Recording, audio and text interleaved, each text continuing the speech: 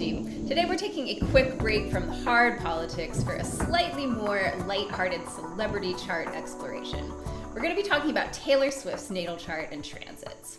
And yes, I have one sparkly leotard from the 6 months in 2017 that I tried to be a freelance model, so it was still tucked away in a suitcase and I dug it out for this video because why not? Now, I was inspired to do this chart read because of Taylor's own avoidance of politics, which more and more people are talking about these days. I'm not going to make this video much of a critique. If you're familiar with this channel, you probably know exactly what I think about public figures avoiding politics. And if you're new here, if you're finding me just because you're looking up reads of Taylor Swift's astrology, you might not like me. I'm not for everyone, but she does have some very interesting and very descriptive transits happening that definitely speak to the critique that she is receiving right now. So I just want to lay those out for you. Taylor is someone that I find fascinating astrologically, and I've actually been tracking her astrology since about 2018. In this video, I'm going to make a case for the 8:36 a.m. birth time based on angular transits as well as some of the aspects in her natal chart. And this is not one of my fully fleshed out natal chart reads like I've done for Trump or some other public figures. I didn't research the full timeline of her entire life for this, but if you're curious about her astrological nature and what's going on for right now, I think you'll probably enjoy it. Just as a quick introduction, my name is Hummingbird. I am a mundane astrologer with a background in history and politics, and most of the content you'll find on this channel is about how the astrology of the past and present corresponds to the crises humanity is facing today. If you're down for those kind of heavier discussions, do hit like and subscribe. If you're not, this might be a one-off video for you, and that is okay too. So now let's get into it, and we'll start with looking at Taylor's natal chart. As the diehard Swifties probably know, there's some debate over Taylor's birth time. The only information I could find about the origin of the 8:36 a.m. time is that it came from a Facebook fan page, but there was a biography published in 2015 that gave a birth time of 5:17 a.m. As I was researching, it seems like a lot of other astrologers have reached the same conclusion that I did, that the 8:36 a.m. time is more likely to be accurate despite the 5:17 a.m. time having more official backing. The 8:36 a.m. chart makes her a Capricorn rising, the 5:17 chart makes her a Scorpio rising, but the strongest arguments for the 8:36 chart are in the timing of her angular transits, like I said, so we'll get to that a little later. I will also say that Taylor is a clever woman. She manages her public persona very tightly, and especially if she's got this 12th house sun that we see in the 8:36 chart, I wouldn't put it past her at all to give a fake birth time to her biographers to throw astrologers and the general public off. So anyway, we're going to start with a summary of this Capricorn rising chart. The ascendant is Capricorn, as well as Uranus, Mercury, Neptune, and Saturn, all in Capricorn, all clustered around the ascendant. Her Venus is in Aquarius in the 1st house.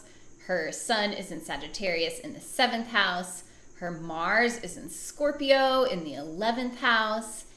And she's also got a Scorpio midheaven. And then her moon is conjunct Jupiter in Cancer, technically in the 6th house, very close to the descendant. Chiron is also in Cancer in the 7th house. So with all of these Capricorn placements, especially if they're centered around the ascendant, but honestly, even if they're not, here are a few likely traits. This is going to be a person who works hard AF. This is going to be a very ambitious person, a person who wants to climb ladders, a person with big dreams, and the oomph, right? The determination and action power to really make them happen. This is going to be a person who is good with money, a good business person.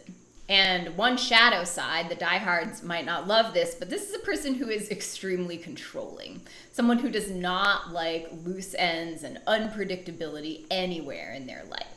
So from what I know about Taylor, I think all those things are super applicable. She's clearly extremely dedicated to her career, has taken on huge amounts of responsibility since a young age, has put in all the effort. She has wanted to be on top, not only of the pop music scene, but of pop culture in general, and she's gotten herself there. She's built her own name into a business empire. She's very strategic business-wise, which is another Capricorn trait. And I think there's a scene in Miss Americana where she like walks into the boardroom and like takes her seat at the head of the table with all these like executives gathered around, and she's impeccably dressed. That whole vibe is just like extremely Capricorn. And on the controlling piece, I mean, I'll just say, like, if you're someone that's at the center of a massive enterprise, if you've got 200 or 300 people revolving around you on tour, you're the head of a business empire worth billions of dollars. I guess in some cases there definitely are pop artists in that position who really are just the face of the enterprise and don't have that much control over the business and the image. But if you know anything about Taylor, you know that is not her. So I just wouldn't be surprised if she's someone who micromanages her team, the logistics of her tour. There are probably very specific lifestyle rules people have to follow when they're working with her. She's probably a hard ass about people being on time and deadlines and that kind of thing. So for time's sake, I'm going to skip the specifics of each of these placements, but I will touch back onto Mercury and Uranus a little bit when we talk about the transits. And so there's also this 12th house sun, which is something I've noticed about a lot of celebrity and artist charts, is that it's really common to have the sun or some other personal planets in the 12th house. Planets in the 12th can have trouble expressing in normal mundane situations, but something like music, art, or even a role, like if somebody's an actor, can provide a vehicle, a medium, to bring that planet out of the behind the veil energy of the 12th and help it reach the world. And also the stage, especially the enormous stadium stages where Swift performs, is a very 12th house space. Somewhere that the whole audience can see you, but you can't really distinguish any of them. That's a very isolated, separate, non-mundane space, which is what the 12th house represents. And Taylor, with this 12th house Sagittarius sun, can really shine from that space. So you can really see that when she's on in her performances, when she's having a night where she's really rocking it. And it takes something super unique, a unique energetic composition to be able to hold that massive amount of energy when you have tens of thousands of people focused on you all at once. And I think this combination of the 12th house Sagittarius sun, which is not only fiery, but it's just big and wide and expansive and kind of like just taking up a lot of space, is really natural for that energy. So you combine that with all of the Capricorn energy that provides a lot of structure and stability and groundedness. That is a perfect combination to be able to handle that experience. And then there's this Venus in Aquarius. So this Venus is currently getting transited by Pluto, and I'll have more to say about it when I get to the transits. But overall, this is another big part of her appeal. Up until recently, anyway, one of the reasons Taylor's had such die-hard fans is because she comes across as so relatable. And this Venus placement, like people with Venus in Aquarius, I've noticed, usually have a lot of friends, and they usually have a really wide, accepting, welcoming presence that makes everyone feel comfortable and not judged. So they're the kind of people that can be friends with all different kinds of personalities, different neurodivergences, different relationship styles, and just vibe with all of them. So I think this is one of the parts of the chart that describes not Taylor the businesswoman, not Taylor the superstar, but Taylor the parasocial BFF. Taylor who makes you feel like she's going through the exact same human struggles as you. And then the other part of the chart that also explains a lot of that appeal is the moon conjunct Jupiter in Cancer on the descendant.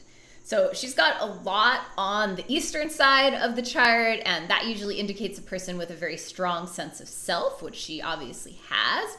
But she also has these planets that can communicate. Like she can roll up the sleeve of the Capricorn blazer, and there is this bleeding heart, emotionally sensitive, deeply feeling, loving, intuitive, nurturing Cancer energy. And this area of the chart is typically more about your personal relationships, and that is maybe especially relevant to Chiron in her 7th house. But I think this moon, Jupiter, Cancer combination speaks to her relationship with her fans. I think it's another parasocial BFF placement, but I'm not saying that in a critical way. It is a gift that she has, an ability to reveal her soft underbelly, to feel what other people are feeling and reflect it back with depth and poetry. And Jupiter just amplifies it. It's like a mic right on her moon, right on her most soft, vulnerable part, directed out from the descendant. So it really feels like she's speaking to you individually. I mean, that's what she's known for, right? That's what so many people have loved about her music, at least her earlier music. Personally, I find it a lot harder to get that kind of relatability from TPD, although even that album title, The Tortured Poets Department, is pretty serious Moon and Cancer vibes. And now this Chiron, also in Cancer in the 7th, I think this placement is a strong argument for the 8:36 a.m. birth time, because this is an inherently challenging placement when it comes to partnership, romantic relationships, and Taylor has struggled here, and she has poured it all out to her audience through the moon and Jupiter. So I'll come back to that though in a minute when I get to the transits. Her Mars in Scorpio in the 11th house probably relates to something I don't know too much about, her style of networking in the celebrity world. I know she's known for having A-list parties. She was known for a while for her girl squad. She's obviously someone that other celebrities want to get close to. This kind of Mars is both extremely loyal and will react super harshly if it feels like it needs to be on the defensive. So 100% some bad blood vibes here. And on top of all the Capricorn, this is another placement that indicates someone who's extremely strategic. So in this case of the Mars, it's about the way she moves in community spaces and the wider circles of Hollywood and the New York celebrity scene, etc. And one other thing in the chart that does feel important to mention is how the planet Pluto is in a direct square to her nodes. So Pluto is in the 10th house in Scorpio, her south node is in Leo in the 8th, north node is in Aquarius in the 2nd. And the nodes are about a person's karmic journey, so their past lives and what they need to work on in this life on a soul level. And when a planet squares the nodes, it signifies a lesson that wasn't learned on a soul level, probably in multiple past lives. So Pluto in Scorpio in the 10th, I mean, this is going to be the Scooter Braun side of things. This is going to be the industry and all of the shady power games that one has to play if one is going to navigate that space. And the nodes are in the resource houses. So speaking to the balance between money and assets and resources that are all your own in the 2nd house versus resources that are shared, especially in Taylor's case through collaborations, through contracts and legal documents in the 8th house. So if he drops my name, then I owe him nothing. All of that is connected to these nodes. And she has her nodal return coming up in 2027, so it'll be interesting to watch what happens then around these themes. Okay, and now the transits. So currently the two really important ones are Jupiter transiting her Cancer placements, especially right on this Chiron right now, and Pluto conjunct her Venus. But before I get to these, let me make my case for this birth time. So if you have the chart of a public figure but no birth time and you want to figure out the birth time, the process of doing that astrologically is called rectification. With Taylor, we do have something to work with. We have these two potential times. But if I were rectifying a chart for a public figure and there were no educated guesses or potentials, I would start by playing around. So like clicking through to different rising signs, seeing where it puts the rest of their planets, and coming up with 3 or 4 different potential charts that might make sense based on what I know about their life and personality.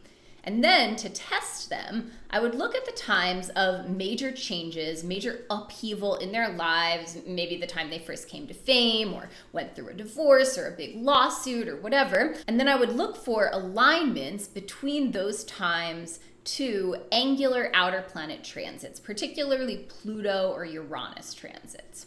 So the angles are these 4 points in the chart. You have the ascendant, the descendant, the IC at the bottom of the chart, and the midheaven at the top of the chart. And these points will change depending on the birth time you're using, and they're very specific, important points when it comes to life transitions. And Uranus and Pluto crossing one of these 4 points more than any other planets I find tend to have the most overt manifestations. So Pluto is now in Aquarius, but it was in Capricorn from 2008 to 2024. And it was basically crossing Taylor's ascendant and transiting all of her Capricorn placements during the length of her entire career, and especially her rise to fame. And Pluto transits are hard. And I would say that Taylor is an incredible example of how to rock a Pluto transit.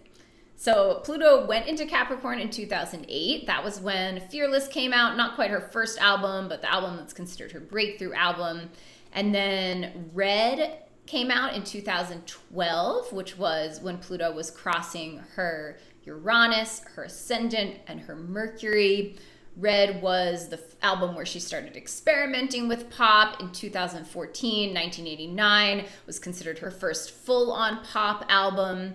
And so basically, as Pluto crossed her ascendant and aspected her Mercury, so the planet that's directly connected to voice and connected to like self-expression, that was when she shed, kind of the original layer of herself as a country singer, which was really too small of a box for her. And she went through this Plutonian death and rebirth and emerged, transformed into the pop star it seems like she was destined to be. And then while Pluto was opposite her Chiron, that was 2015 to 2016, she went through all the painful relational stuff that became the super potent, and I would say Plutonian album, Reputation. So that came out in 2017, which was right after Pluto had finished transiting all of these Capricorn placements. It was just a little bit past her Saturn at that time. And that is the album that has the song, Look What You Made Me Do. And it has that line where it's like a phone call and it's like, the old Taylor can't come to the phone right now. Why? Because she's dead. And all of that is just like super Plutonian, super death and rebirth. And it feels way more resonant for that to be happening with the Capricorn ascendant, which is this point where you are interfacing with the rest of the world. It's just directly about the image and the way that you're perceived. If you have the Scorpio rising chart, it puts all these Capricorn placements in the second house. And I don't know, like a Pluto transit to the second house, maybe for some people that's a time that like you do well financially, but that can traditionally be a very challenging time financially. But in Taylor's case, this was the time that she was building up her business empire. So yeah, so I think that timing of that transit is one very strong argument for this birth time and this Capricorn rising chart. And then the other angular transit that also makes a lot of sense with this chart is Uranus crossing the IC, this point at the bottom of the chart. So this is a part of the chart that has to do with a person's root, their home base, their living situation. And it's super common for just, your average person, if they have Uranus crossing their IC, it's super common that they will move during that time or that there will be some kind of an upheaval in their living situation. So according to this chart, the Uranus transit, Uranus is over here in Gemini right now, but you can see there's 2 degrees of Taurus on her IC. So Uranus first moved into Taurus in 2018.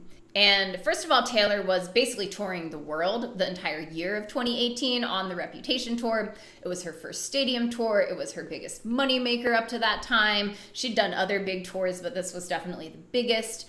And that would have been a very radical, disruptive, Uranian experience for her. So it definitely corresponds to Uranus on the IC to just be all over the place in terms of where one is living during that transit. But also during this time, she was expanding her real estate portfolio in a big way.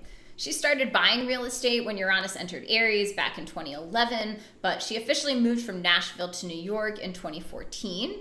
And at that time, she purchased not 1, but 2 Tribeca penthouses. And then in 2017, 2018, during this Uranus transit to the IC, she bought 2 more apartments on the same block in Tribeca. And so we have the Taurus theme of accumulation of resources here, as well as Uranus's theme of explosiveness, defying norms, breaking through the status quo, etc. And so that transit as well makes a lot more sense to me than the Scorpio rising chart, which has Pisces on the IC, and Uranus would have crossed it in 2006, which doesn't seem to correspond to any big move or even real estate purchase as far as I can tell.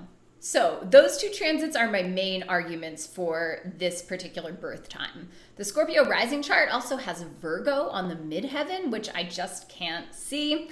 The midheaven is kind of where you're making like your public impression, and Virgo on the midheaven is just usually pretty quiet and humble. A lot of times that's somebody who's a writer or a researcher. Whereas Scorpio on the midheaven, it makes more sense to me because it speaks to how strategic Taylor is with her image and her pursuit of fame, very similar to the Mars in Scorpio and even the Pluto in Scorpio that I described before. So that also just feels like a much more aligned part of this chart, in my opinion. Okay, so to finish, let's talk about the current transits and what's happening for her now.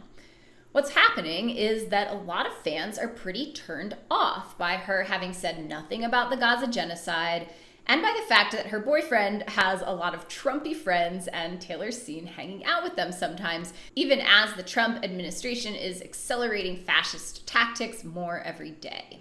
A lot of other celebrities have at least said something, even if it is too little, too late, in my opinion. They've at least said something.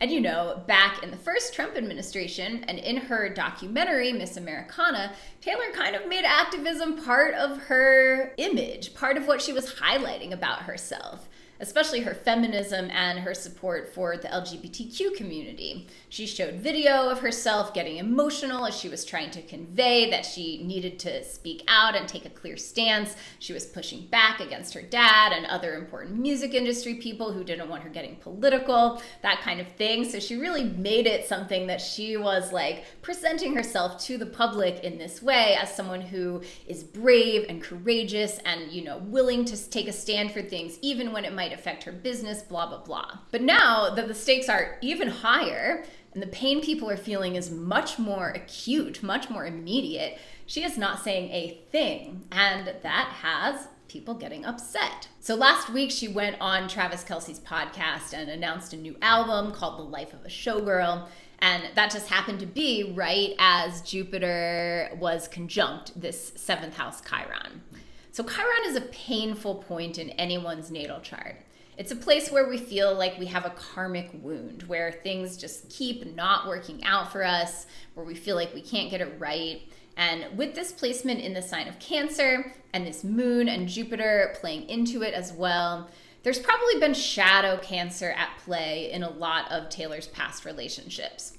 Shadow Cancer gives love and care and emotional intimacy, but it has strings attached. It invites you into its shelter, into its warm, safe energy, and then it tries to hold you there. So Chiron in Cancer in the 7th house could equal a manipulative, insecure attachment style.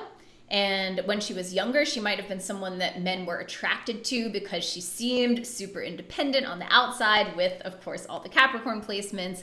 But then, you know, maybe she got clingy and super emotional and insecure and jealous when they got to know her. All of that is shadow Cancer. So hopefully she's healed some of that insecurity during her 6-year-long relationship with Joe Alwyn, who seems like a pretty grounded, mature guy. But I think there's a new manifestation of this Chiron in her relationship with Travis Kelce. Some people think it's a PR relationship, like some people think it's not even a real relationship at all. And I wouldn't go that far, but I think it's a relationship that she is more attached to the image of than any of her past ones. And I would not be surprised at all if it is just not too healthy a relationship. They were born only a couple of months apart, and so they actually have the same Chiron placement and the same Jupiter placement. His Chiron and Jupiter are also both in Cancer. And then Travis also has Venus in Scorpio, which is conjunct Taylor's Mars. So they might have really good sexual chemistry, but it's the kind of thing where once the honeymoon phase is past and they have to start dealing with each other's deeper emotional layers, to me, that just looks potentially really rough. There's no birth time for Travis, so I don't know, where his Chiron and Jupiter in Cancer are. But anyway, they have that direct overlap with hers. And so it's just interesting to me that Jupiter is here amplifying, kind of blowing up this Chiron right when she goes onto the show and right as she's starting to get more public critique that directly relates to him, since, like I said, he is friends and colleagues with a lot of Trump supporters. Obviously, the NFL, pretty conservative institution. But the even deeper transformation is happening with Pluto transiting her Venus. So like I said earlier, this is one of the parasocial BFF placements, an energy that makes everyone feel comfortable and accepted and seen. But a Pluto transit to a personal planet means a total death and rebirth has to happen. And in this case, it's around her relatability, her femininity, her creativity.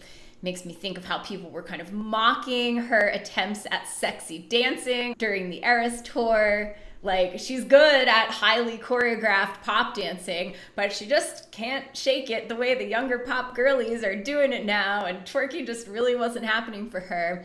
And she's also gotten like a lot of public critique for possible plastic surgery, for her migrating filler, other things like that. And so Pluto conjunct her Venus, this is happening starting last year, it'll end early next year. But this is challenging all of these Venus themes for her, her womanhood, her appeal to her audience, obviously the patriarchal bullshit that she has to deal with. And there's also no way that it's not affecting her personal relationships really dramatically as well. Another thing it makes me think of is this like drama between her and Blake Lively, which I won't get into, but that's like pretty Plutonian in terms of like themes of power and manipulation and unconscious like psychological dynamics. So I always say Pluto is an annihilator. It comes through and takes everything down, and it's only in the aftermath of a Pluto transit that you can really rise from the ashes. So Taylor is right in the middle of something like that right now. It will technically be over by early next year, so it will be interesting to see what emerges. Her Jupiter conjunct Chiron transit will also be complete next spring after Jupiter retrogrades over Chiron during the fall and winter. So I wouldn't be surprised if there is a breakup sometime next year, but also who knows, maybe it will be an engagement, maybe it will be a pregnancy. All of those things are possible with these pretty intense astrological transformations. But Pluto inevitably has bigger lessons for her than just ones that concern romantic partnership. Pluto makes you surrender. It teaches you about the impermanence of this world and how even for the most rich, most successful, most famous person, there are things you absolutely cannot control. And Taylor is not showing up on the right side of history right now. If you accept Pluto's lessons, it guides you into the next timeline, it uplevels your soul. But if you resist, you can fall hard during a transit like this. And I'm just not sure if Taylor is in the midst of an up level or in the midst of a hard fall. All right, everyone, that's it for now. I hope you enjoyed this video. Please hit like if you did, and maybe hit subscribe too, although if you like your astrology more love and light and celebrity culture, you might not actually want to hit subscribe. It is up to you. Either way, thank you so much for watching, and I will see you next time.